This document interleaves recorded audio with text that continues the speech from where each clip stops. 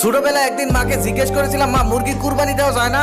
মা হাসতে হাসতে বলল, বাবা দুই পাওয়ালা পশু কুরবানি দেওয়া যায় না। তখন আমি বললাম, তাহলে দুইটা মুরগি একসাথে করে 4টা পা হবে, তারপর কুরবানি দেব।